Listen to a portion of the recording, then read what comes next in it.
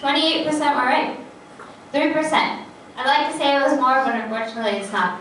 China apparently holds 30%, and Japan is somewhere between 8 and 12. I can't remember the exact number. So, what does Harvard Business Review say? Customers buy concepts, not products. What does this mean? They conducted a study with wine. They had very expensive wine, and they had cheap grocery store wine as well. And they blindfolded the people who participated in the survey and the study, and they told them to differentiate between the expensive wine and the cheap one. And they couldn't.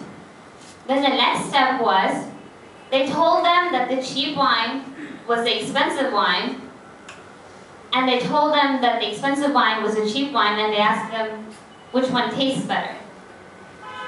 And all of them said that the expensive wine tasted better. Why? Because they liked the concept of it being expensive. They liked the concept of it being a good wine.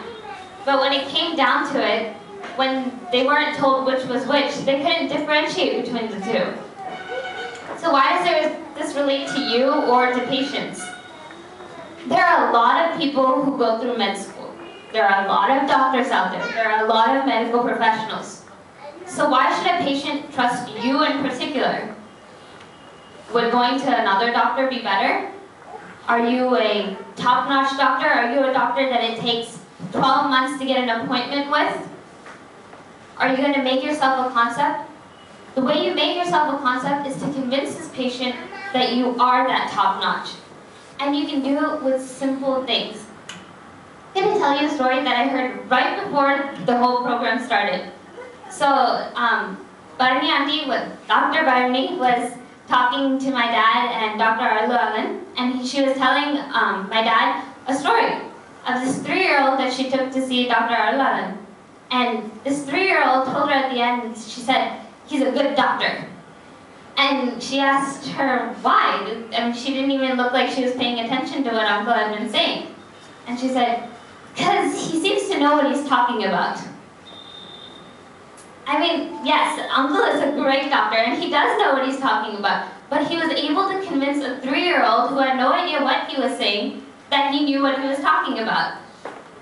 So if you can convince your patients that you know what you're talking about, that you're top-notch doctors, which you all will be or are right now, they will buy that concept. They will get the confidence that you are the better wine. So confidence.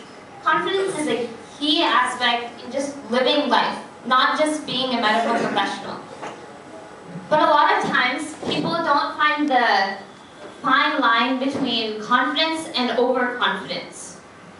How do you prevent yourself from becoming arrogant, self-centered, egoistic, and just remain confident in your abilities? Actually, one of the seniors at my school put this in a really nice way, because we asked him, "Anish, how do you always manage to just look so confident and just not convince people that you're not arrogant?" And I told him that I would quote him somewhere. He said, "Confidence is knowing that you're good. Overconfidence is thinking that others aren't." I'm going to give you a second to just let that sink in. I thought it was a really, really strong statement. You should be confident in your abilities, but at the same time, you should know that there are others out there who also have those abilities.